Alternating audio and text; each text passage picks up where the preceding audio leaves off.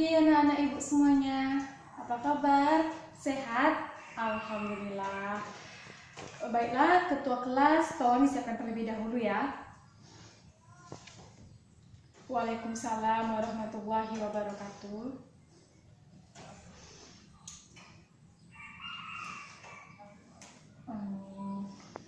Baiklah, sebelum pembelajaran ibu mulai, ketua kelas tolong dibersihkan dulu papan tulisnya. Dan untuk anak-anak ibu yang lain, kalau ada sampah di bawah lacinya tolong dibuang ya.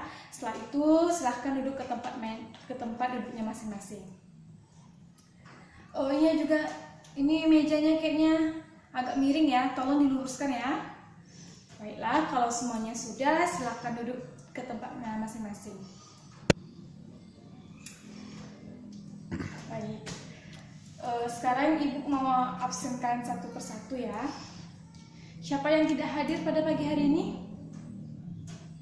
Rio, apa kabarnya? Sakit. Ketua kelas ada surat sakitnya? Ada, oke. Berarti hanya Rio saja ya yang tidak hadir. Baiklah, kalau begitu mari kita doakan semoga teman kita Rio cepat sembuh dan bisa kembali beraktivitas seperti semula. Amin. Nah, baiklah kalau begitu sebelum pembelajaran ibu mulai, ibu minta kepada anak-anak ibu semua, tolong buku yang tidak ada hubungan dengan kimia silahkan disimpan dan silahkan dibuka buku kimianya ya.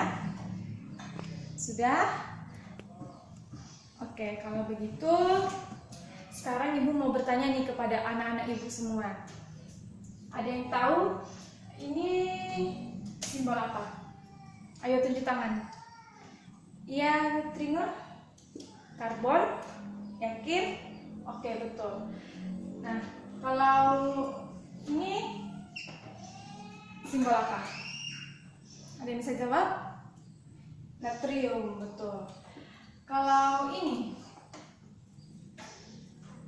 klorin. Oke, nah sekarang ibu mau bertanya nih kepada anak-anak ibu semua. Apa yang pertama kali terlintas di pikiran kalian ketika ibu menuliskan simbol-simbol ini? Ada yang bisa jawab?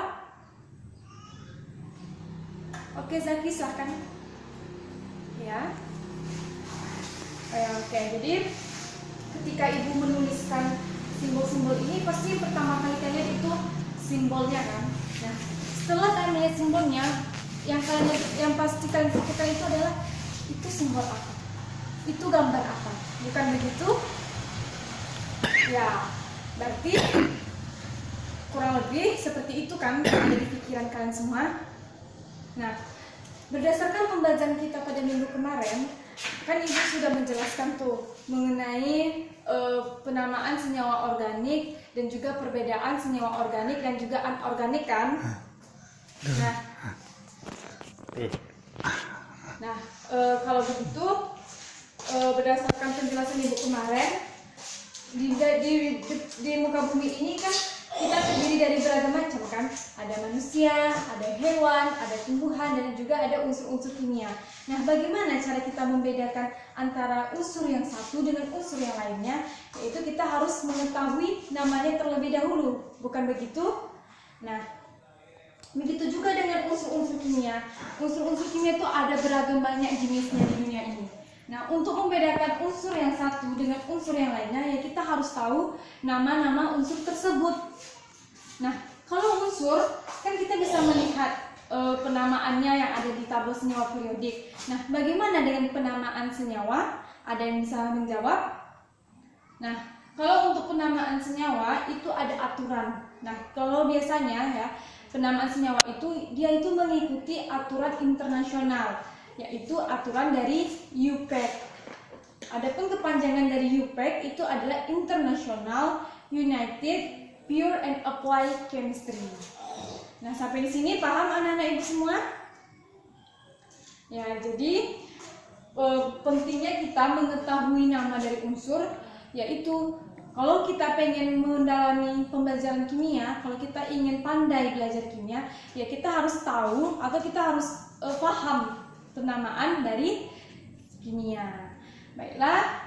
Nah, minggu kemarin ibu kan sudah mengajarkan kalian tentang senyawa organik dan perbedaan senyawa organik dan anorganik kan. Nah sekarang ibu ingin bertanya nih kepada anak-anak ibu semua, siapa yang tahu apa itu senyawa organik? Ayo angkat tangan, siapa yang bisa? Iya bisa? Oke.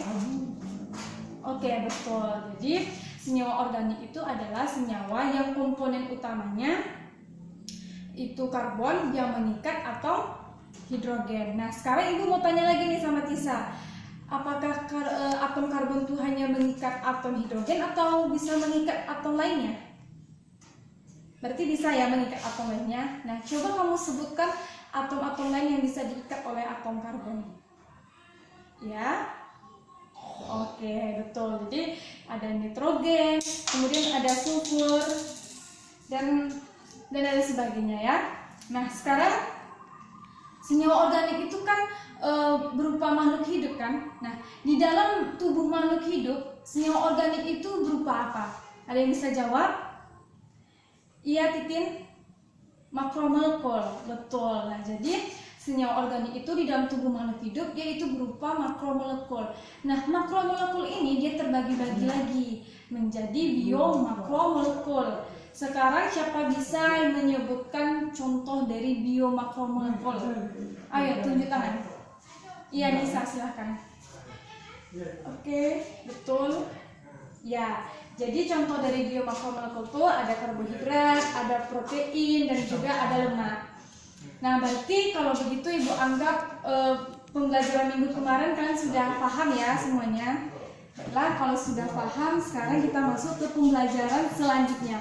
Adapun tujuan pembelajaran kita pada pagi hari ini yaitu siswa dapat menjelaskan tata cara penamaan senyawa biner dan senyawa poliatomik berdasarkan aturan IUPAC. Baiklah,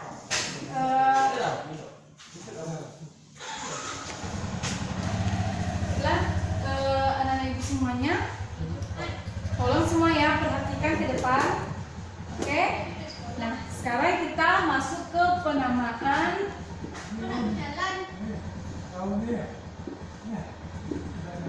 senyawa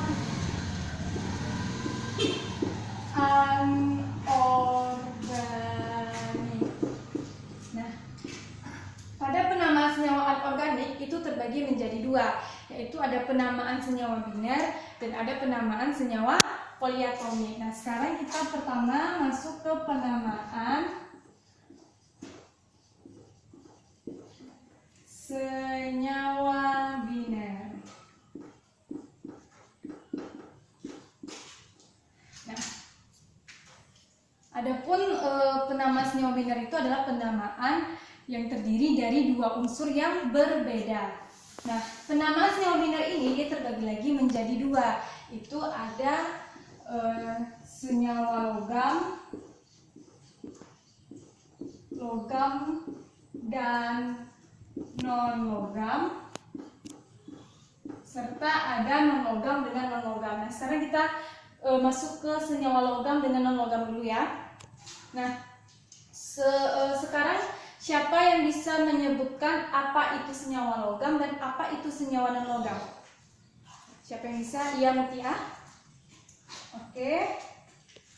Oke. Nah, jadi senyawa logam itu adalah senyawa yang berada pada golongan 1, 2, 3, dan 4. Sedangkan senyawa non-logam itu adalah senyawa yang berada pada golongan 5, 6, dan 7. Nah, sekarang Mutia, ibu mau bertanya nih sama Mutia. Coba sebutkan satu contoh senyawa logam. Natrium, oke. Natrium. Nah, natrium ini berada pada golongan berapa? Golongan 1. Oke, betul ya. Sekarang ibu mau bertanya ke Nisa. Coba kamu sebutkan satu contoh dari non-logam. Klorin. Oke, betul. Klorin berada pada golongan 7. Oke, betul. Nah, sekarang bagaimana dengan penamaan senyawa logam dengan non-logam?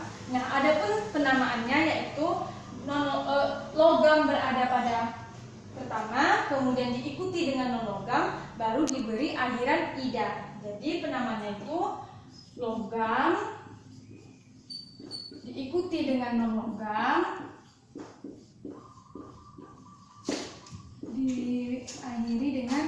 kehadiran ida.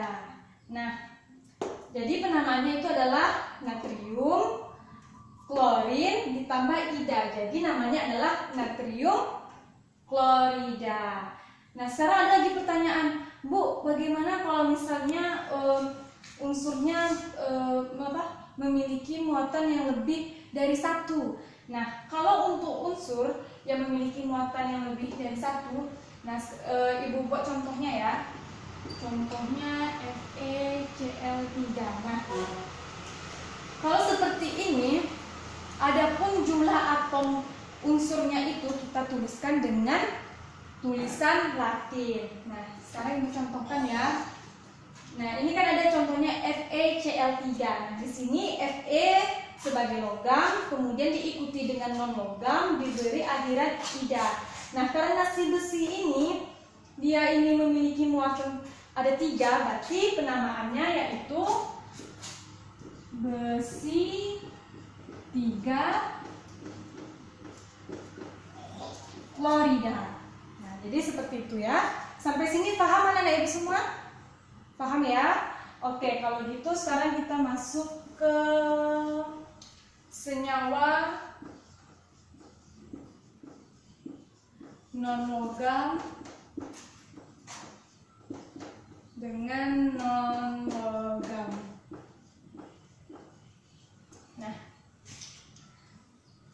Nah, sekarang senyawa non-logam dengan non-logam.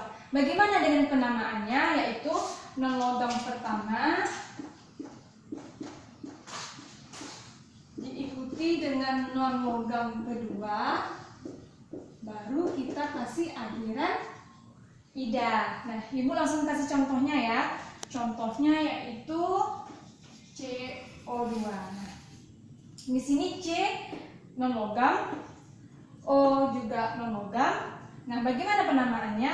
Karbon, O oksigen kan? Nah, karena si oksigen yang ini lebih dari 1, maka kita kasih dengan penamaan Yunani. Nah, jadi bagaimana namanya? Namanya itu adalah karbon dioksida.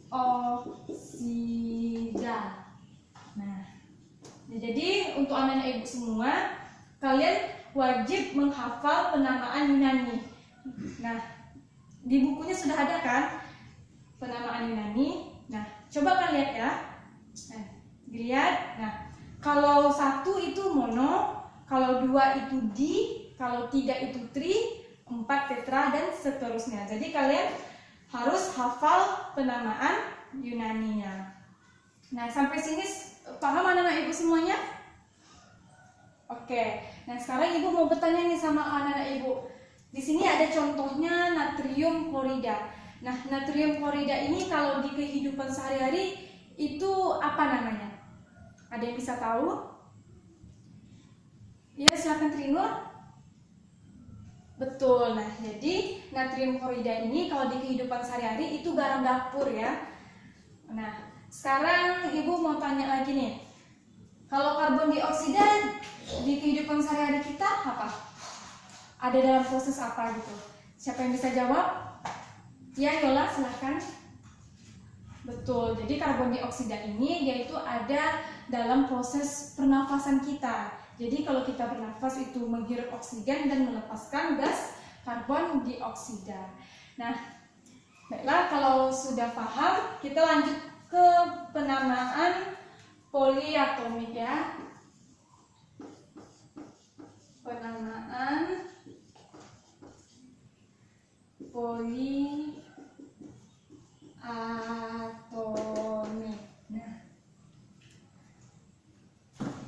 Nah, pada penamaan poliatomik itu terdiri dari ion-ion poliatomik. Nah, adapun pengertian dari ion poliatomik itu adalah ion yang terdiri dari 2 atau lebih atom yang terikat secara kovalen atau kompleks logam yang dapat dianggap berperan sebagai satu unit tunggal. Nah, untuk penamaan poliatomik itu hampir sama dengan penamaan senyawa binar yang logam dengan non-logam. Jadi, yang positif duluan baru diikuti dengan ion negatif. Nah, jadi untuk penamaan poliatomik ini kation dulu, baru anion. Nah, adapun perbedaan dari penamaan poliatomik dengan senyawa binar logam dengan non-logam. Kalau logam dengan non-logam ini dia ada aturannya. Kalau si penamaan poliatomik itu menggunakan namanya sendiri. Nah, sekarang Ibu kasih contohnya ya. Contohnya nah, NH4Cl. Nah, di sini NH4 ini dia bermuatan positif, sementara Cl bermuatan negatif. Jadi di sini CnH4+ yang bertindak sebagai kation dan Cl- yang bertindak sebagai anion. Nah, adapun namanya ini adalah, ada yang tahu apa namanya? Ada yang bisa? Nah, namanya ini adalah amonium klorida. Nah, sampai sini sudah paham anak-anak Ibu semuanya? Paham? Oke, kalau sudah paham berarti kita lanjut ya. Selanjutnya kita masuk ke penamaan asam dan penamaan basa. Oh ya, untuk anak-anak Ibu yang di belakang tolong ya perhatikan ke depan. Karena kalau kalian tidak memahami, maka kalian tidak bisa menjawab ulangan yang akan Ibu adakan pada minggu depan. Nah, sekarang kita masuk ke penamaan asam. Nah, untuk penamaan asam itu nama asam di depan baru diikuti dengan ion negatifnya. Nah, Ibu kasih contohnya aja ya. Ini ada H2SO4. Nah, di sini asamnya dulu kan yang berada di depan, baru diikuti dengan ion negatif.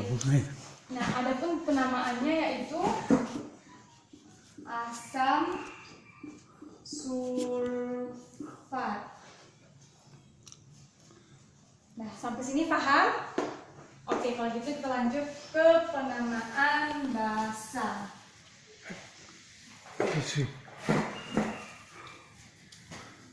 Ada penamaan basa. Nah, kalau untuk basa yang awalnya itu adalah ion positif atau kation, baru diikuti dengan nama basanya. Ibu kasih contoh langsung ya. NaOH. Nah, di sini Na ini kan ion negatif, baru diikuti dengan hidroksida. Hidroksida ini basa ya, jadi namanya adalah natrium hidroksida. Nah, kalau di sini hidrogen itu dia nama asamnya ya. Kalau basa hidroksida atau OH itu sebagai nama basanya.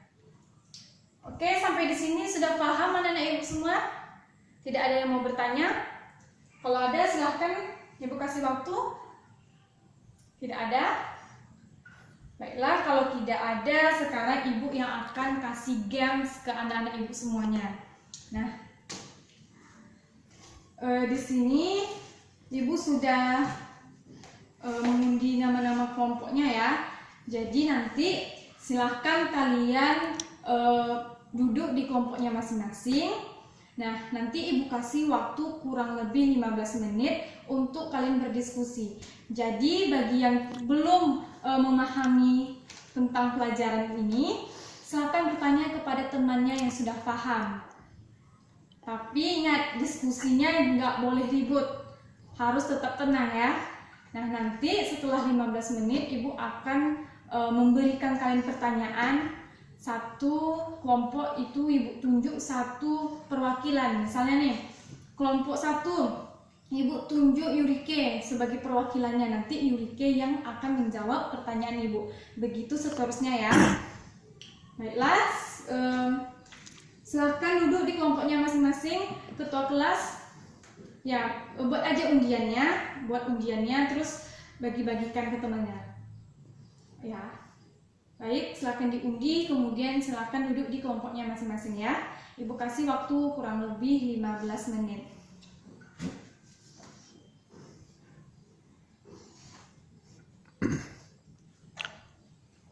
Baik, sudah ya, sudah 15 menit. Kalau begitu sekarang Ibu sudah bisa memulai gamesnya? Sudah bisa? Sudah siap semuanya? Oke, baiklah. Sekarang Ibu mau bertanya ya ke kelompok 4 dulu. Nah, kelompok 4 yang menjadi perwakilannya Titin. Nah, Titin, sekarang coba kamu sebutkan apa nama dari yang Ibu tunjuk ini, kemudian ini termasuk senyawa apa? Senyawa binerkah, senyawa poliatomikah? Ya, silakan Titin. Namanya adalah kalium perklorat. Yakin? Benar semuanya? Oke, betul. Nah, ini termasuk senyawa apa Titin? Senyawa poliatomik. Nah, yang mana kation dan yang mana anionnya? Kalium ini sebagai kation dan perkloratnya sebagai anion. Oke, berarti kelompok 4 sudah ya. Nah, sekarang Ibu mau ke kelompok 2. Kelompok 2 yang menjadi perwakilannya Trinor. Nah, ini silahkan kamu sebutkan namanya, kemudian dia termasuk senyawa apa? Ya, Trinor. Namanya adalah dinitrogen monoksida. Oke, betul. Nah, ini termasuk senyawa biner. Biner yang mana nih? Kan ada dua tuh, ada logam dengan non-logam, ada non-logam dengan non-logam. Senyawa non-logam, betul. Sekarang berarti kelompok 2 udah ya. Sekarang Ibu mau ke kelompok 1. Nah, kelompok 1 yang menjadi perwakilannya Zaki. Nah, Zaki, ini coba kamu sebutkan namanya dan sebutkan dia termasuk senyawa apa. Besi, tadi kan sudah Ibu jelaskan ke depan. Besi 3 klorida. Oke, betul. Nah, ini termasuk senyawa biner logam dengan logam. Oke. Nah, di sini yang mana logamnya, yang mana non logamnya? Fe sebagai logam dan kloridanya sebagai non logam. Oke, berarti sekarang tinggal kelompok 3 lagi ya. Nah, kelompok 3 Ibu menunjuk siapa ya perwakilannya? Tisa. Oke. Silahkan kamu jawab. Ini senyawa apa namanya? Tembaga 2 hidroksida. Oke, betul. Ini termasuk senyawa apa? Poliatomik. Yang mana kationnya, yang mana anionnya? Cu sebagai kation, hidroksida sebagai anion. Oke, betul. Berarti Ibu anggap sekarang anak-anak Ibu semua sudah memahami pelajaran kita pada pagi hari ini. Baiklah, karena waktunya sudah mau habis, sekarang siapa yang bisa menyimpulkan pembelajaran kita pada pagi hari ini? Ayo, tunjuk tangan. Siapa yang bisa? Ya, Yurike, silahkan. Ya. Oke, betul. Adapun rangkuman pembelajaran kita pada pagi hari ini yaitu penamaan senyawa anorganik itu terbagi menjadi 2. Itu ada senyawa biner dan senyawa poliatomik. Nah, untuk senyawa biner itu terbagi lagi menjadi 2 macam. Itu ada senyawa biner logam dengan non-logam, senyawa biner non-logam dengan non-logam. Nah, contoh untuk senyawa logam dengan non-logam tadi itu ada natrium klorida. Nah, untuk penamaannya itu logam baru diikuti dengan non-logam dan diberi akhiran ida. Sedangkan untuk non-logam dengan non-logam itu adalah non-logam pertama diikuti dengan non-logam kedua diberi akhiran ida. Sedangkan untuk penamaan senyawa poliatomik itu adalah kation yang pertama baru diikuti dengan nama anionnya. Nah, kalau kation itu muatannya positif, anion itu muatannya negatif. Sedangkan untuk penamaan asam, yaitu nama asamnya di depan, baru diikuti dengan penamaan ion negatifnya. Sedangkan untuk penamaan basanya itu penamaan ion positifnya di depan, baru penamaan basanya di belakang. Oke, kalau begitu untuk minggu depan kita akan mengadakan ulangan harian. Nah, jadi Ibu harap anak-anak Ibu silakan belajar tentang penamaan senyawa anorganik dan penamaan senyawa organik yang sudah Ibu jelaskan minggu kemarin. Adapun untuk latihannya, silakan buka buku halaman 20, nomor 1 sampai nomor 10. Silakan kalian kerjakan. Dan untuk latihannya itu akan Ibu kumpul sebelum kita melaksanakan ulangan harian. Baiklah, adapun motivasi pembelajaran kita pada pagi hari ini adalah mengapa kita penting untuk mempelajari penamaan senyawa kimia itu adalah bagaimana kita bisa mencintai pelajaran kimia, bagaimana kita bisa menguasai pelajaran kimia sedangkan kita saja tidak tahu nama-nama dari unsur ataupun senyawa kimia. Baiklah, Ibu rasa sudah cukup. Ibu akhiri. Assalamualaikum warahmatullahi wabarakatuh.